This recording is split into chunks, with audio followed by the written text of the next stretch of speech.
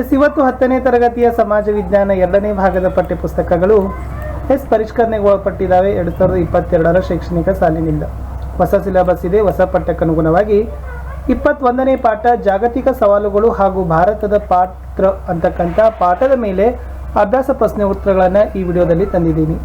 ವಿಡಿಯೋವನ್ನು ಲೈಕ್ ಮಾಡಿ, ನೀವು ಬಳಸ್ತಕ್ಕಂಥ ಪ್ಲಾಟ್ಫಾರ್ಮ್ಗಳಲ್ಲಿ ಶೇರ್ ಮಾಡಿ. ಹಿಂದಿನ ವಿಡಿಯೋ ನೋಡದೇ ಇದ್ದರೆ ಇಲ್ಲಿ ಈ ವಿಡಿಯೋದ ಡಿಸ್ಕ್ರಿಪ್ಷನ್ ಬಾಕ್ಸ್ನಲ್ಲಿ ಪ್ಲೇಲಿಸ್ಟ್ ಲಿಂಕ್ ಇದೆ.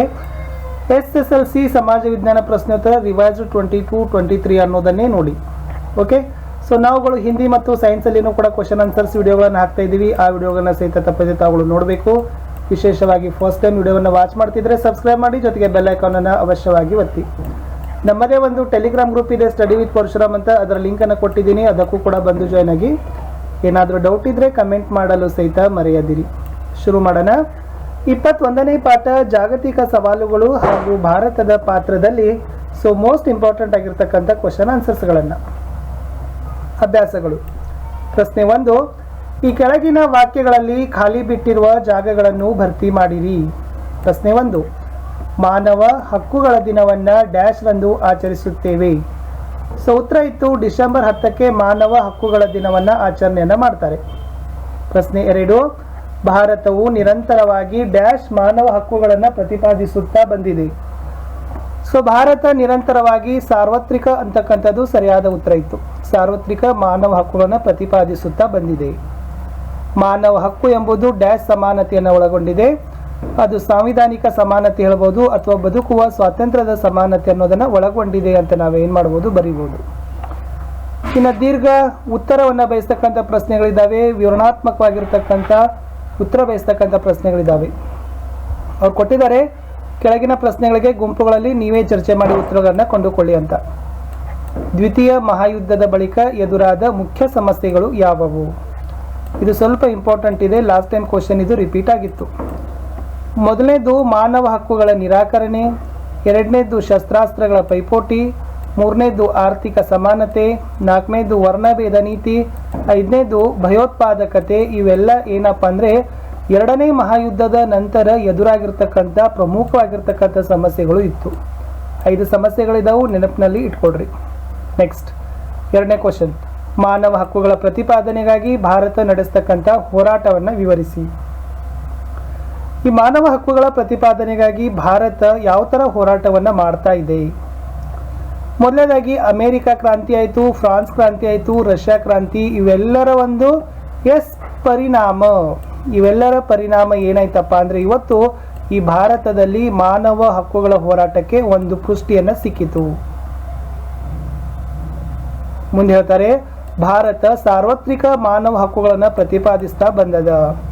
ಭಾರತ ಸಂವಿಧಾನದಲ್ಲಿ ಸಹ ಮೂಲಭೂತ ಹಕ್ಕುಗಳನ್ನು ಪ್ರತಿಪಾದಿಸಿದ್ದಾರೆ. ವಿಶ್ವಸಂಸ್ಥೆಯ ಸಾಮಾನ್ಯ ಸಭೆಯಲ್ಲಿ ವಿಶ್ವದಾದ್ಯಂತ ಮಾನವ ಹಕ್ಕುಗಳು ಸುರಕ್ಷಿತವಾಗಿರಬೇಕೆಂದು ಭಾರತ ಸಮರ್ಥಿಸಿದೆ. ಭಾರತದಲ್ಲಿ ಸಾಂವಿಧಾನಿಕ ಮಾನ್ಯತೆಯು ಸಹಿತ ಈ ಹಕ್ಕುಗಳಿಗೆ ಕೊಟ್ಟಿದ್ದಾರೆ ಅಂತ ಹೇಳ್ಬೋದು. ಇನ್ನೊಂದು ಪಾಯಿಂಟ್ ಬರೀಬಹುದು, ಏನಪ್ಪ ಅಂದ್ರೆ ಮಾನವ ಹಕ್ಕುಗಳ ಆಯೋಗ. ಅದು ಕೂಡ ಮೋಸ್ಟ್ ಇಂಪಾರ್ಟೆಂಟ್ ಇದೆ. ಯಾಕಂದ್ರೆ ಅದನ್ನು ಕೂಡ ಸ್ಥಾಪಿಸಿ ಏನು ಮಾಡಿದ್ದಾರೆ, ಮನುಷ್ಯನ ಹಕ್ಕುಗಳ ಒಂದು ಸುರಕ್ಷತೆಗಾಗಿ ಸರ್ಕಾರ ಕೂಡ ಏನು ಮಾಡೋದಪ್ಪ ಅಂದ್ರೆ ಕಾನೂನು ಕ್ರಮವಾಗಿ ತೆಗೆದುಕೊಂಡದ. ಮಾನವ ಹಕ್ಕುಗಳ ಆಯೋಗಗಳ ಮೂಲಕ ಒಂದು ಕಾನೂನು ಮತ್ತು ಶಿಸ್ತು ಕ್ರಮಗಳನ್ನು ತೆಗೆದುಕೊಳ್ಳಲಿಕ್ಕೆ ಸರ್ಕಾರ ಬದ್ಧ ಆಗದ. ಮುಂದಿನ ಪ್ರಶ್ನೆ 3, ಶಸ್ತ್ರಾಸ್ತ್ರಗಳ ಪೈಪೋಟಿಯು ಜಗತ್ತಿನ ನಾಶಕ್ಕೆ ನಾಂದಿ. ಈ ಹಿನ್ನೆಲೆಯಲ್ಲಿ ಶಸ್ತ್ರಾಸ್ತ್ರ ಪೈಪೋಟಿಯಿಂದಾದ ಪರಿಣಾಮಗಳು ಏನು? ಬಹಳ ಶಸ್ತ್ರಾಸ್ತ್ರ ಪೈಪೋಟಿ ಆತಂದ್ರೆ ಅದ್ರ ಏನು ಪರಿಣಾಮಗಳಾಗ್ತಾವ? ವಿಶ್ವದಾದ್ಯಂತ ಭಯ ಹುಟ್ಟದ, ಅಸ್ಥಿರತೆ ಆಗ್ತದ, ಚಡಪಡಿಕೆ ಆಗ್ತದ, ಯುದ್ಧಗಳು ಸಂಭವಿಸ್ತಾವ, ಆರ್ಥಿಕವಾಗಿ ನಷ್ಟ ಆಗ್ತಾವ. ಇಷ್ಟು ಮೇನ್ ಆಗಿರ್ತಕ್ಕಂಥ 5 ಪಾಯಿಂಟ್ಗಳು ಇದ್ದು ಇವೆಲ್ಲ ಶಸ್ತ್ರಾಸ್ತ್ರ ಪೈಪೋಟಿಯಿಂದ ಆಗ್ತಕ್ಕಂಥ ಪರಿಣಾಮಗಳೇ ಅಂತ ಹೇಳ್ಬೋದು. ಮುಂದಿನ ಪ್ರಶ್ನೆ 4, ಆರ್ಥಿಕವಾಗಿ ಹಿಂದುಳಿದ ರಾಷ್ಟ್ರಗಳ ಲಕ್ಷಣಗಳಾವವು? ಈ ರೀತಿ ಹಿಂದುಳುವಿಕೆಗೆ ಕಾರಣಗಳು ಏನು ಅಂತ ಕೊಟ್ಟಿದ್ದಾರೆ. ಆರ್ಥಿಕವಾಗಿ ಹಿಂದುಳಿದ ರಾಷ್ಟ್ರಗಳ ಲಕ್ಷಣಗಳಲ್ಲಿ ಏನು ಬರೀಬಹುದಂದ್ರೆ ಶಾಹಿತ್ವದ ಕೈ ಕೆಳಗೆ ಇರ್ತಾರ, ಆಹಾರದ ಕೊರತೆ ಇರ್ತದ, ಬಂಡವಾಳದ ಕೊರತೆ, ತಾಂತ್ರಿಕತೆಯ ಕೊರತೆ, ಆರೋಗ್ಯ ಸಲಕರಣೆಯ ಕೊರತೆ, ಉನ್ನತ ವ್ಯಾಸಂಗ ಅವಕಾಶದ ಕೊರತೆ. ಇವೆಲ್ಲ ಏನಪ್ಪ ಅಂದ್ರೆ ಹಿಂದುಳಿದ ರಾಷ್ಟ್ರಗಳ ಲಕ್ಷಣಗಳು. ಇನ್ನು ಈ ಹಿಂದುಳಿಕೆಗೆ ಏನು ಕಾರಣಗಳಂತ ಕೇಳಿದಾರ. ಒಂದೇದು ಅವ್ರು ಅನಗತ್ಯ ವೆಚ್ಚ ಮಾಡ್ತಾರೆ, ಮುಕ್ತ ವ್ಯಾಪಾರ ಪದ್ಧತಿ ಜಾರಿ ಮಾಡ್ತಾರೆ, ಅಸಮರ್ಪಕ ಪೈಪೋಟಿ ಮಾಡ್ತಾರೆ, ಜಾಗತೀಕರಣ, ಇವೆಲ್ಲ ಎಸ್ ಹಿಂದುಳುವಿಕೆಗೆ ಕಾರಣಗಳಂತ ಬರೀತಾರೆ. ಇದು ಸ್ವಲ್ಪ ಮೋಸ್ಟ್ ಇಂಪಾರ್ಟೆಂಟ್ ಅದ, ಯಾಕಂದ್ರೆ ಇಲ್ಲಿಂದ ಕ್ವಶನ್ 2 ಅಥವಾ 3 ಮಾರ್ಕ್ಸಿಗೆ ಬಂದಿದಾವ. ಇವುಗಳ ಬಗ್ಗೆ ಸ್ವಲ್ಪ ನೋಡ್ಕೊಡ್ರಿ. ಮುಂದಿನ ಪ್ರಶ್ನೆ, ಆರ್ಥಿಕ ಅಸಮಾನತೆ ನಿವಾರಣೆಗಾಗಿ ಭಾರತ ಕೈಗೊಂಡಿರುವ ಸುಧಾರಣಾ ಕ್ರಮಗಳು ಯಾವುವು? ಜಗತ್ತಿನಲ್ಲಿ ಬಹಳಷ್ಟು ರೀತಿಯಾಗಿರ್ತಕ್ಕಂಥ ಆರ್ಥಿಕ ಅಸಮಾನತೆ ಐತಿ. ಈ ಆರ್ಥಿಕ ಅಸಮಾನತೆಯನ್ನು ಹೋಗಲಾಡಿಸೋ ಸಲುವಾಗಿ ಸರ್ಕಾರನೂ ಕೂಡ ಕ್ರಮವನ್ನು ತೆಗೆದುಕೊಂಡದ. ಮೊದಲೇದು ಆಲಿಪ್ತ ನೀತಿಯನ್ನು ಅನುಸರಣೆ ಮಾಡಲಾಗಿದೆ. ಬಡ ರಾಷ್ಟ್ರಗಳಿಗೆ ಆರ್ಥಿಕ ನೆರವುಗಳನ್ನು ಪ್ಯಾಕೇಜ್ಗಳನ್ನು ಕೊಡ್ತಾರೆ. ತೃತೀಯ ಜಗತ್ತನ್ನು ಸ್ಥಾಪನೆಯನ್ನು ಮಾಡಿದ್ದಾರೆ. ಸಾಮಾಜಿಕ ನ್ಯಾಯ ಮತ್ತು ಸಮಾನತೆಯನ್ನು ಪ್ರತಿಪಾದನೆಯನ್ನು ನಮ್ಮ ದೇಶದಲ್ಲಿ ಮಾಡ್ತಾ ಇದ್ದಾರೆ. ಈ 4 ಮೋಸ್ಟ್ ಇಂಪಾರ್ಟೆಂಟ್ ಇತ್ತು. ಯಾವುದಕ್ಕೆ? ಆರ್ಥಿಕ ಅಸಮಾನತೆ ನಿವಾರಣೆಗಾಗಿ ನಮ್ಮ ದೇಶದವರು ಕೈಗೊಂಡಿರ್ತಕ್ಕಂಥ ಕ್ರಮಗಳು. ಮುಂದಿನ ಹಾಗೂ ಕಡೆಯ ಪ್ರಶ್ನೆ, ಭಯೋತ್ಪಾದಕತೆಯಿಂದ ಉಂಟಾಗುವ ಪರಿಣಾಮಗಳು ಯಾವುವು? ಮೊದಲೇದು, ವ್ಯಕ್ತಿಗಳಿಗೆ ಮತ್ತು ಸ್ವತ್ತುಗಳಿಗೆ ಅಪಾರ ಹಾನಿಯಾಗ್ತದೆ, ಮಾನಸಿಕ ವೇದನೆ ಆಗ್ತದೆ, ಸಾಮಾಜಿಕ ಸಂಸ್ಕೃತಿ ಮತ್ತು ಸರ್ಕಾರದ ಮೇಲೆ ನಕಾರಾತ್ಮಕ ಪ್ರಭಾವ ಬೀಳ್ತದೆ, ಭಯದ ವಾತಾವರಣ ಸೃಷ್ಟಿಯಾಗ್ತದೆ. ಇವೆಲ್ಲ ಏನಪ್ಪ ಅಂತಂದ್ರೆ ಭಯೋತ್ಪಾದಕತೆಯ ಪರಿಣಾಮಗಳು ಅಂತ ಹೇಳ್ಬೋದು.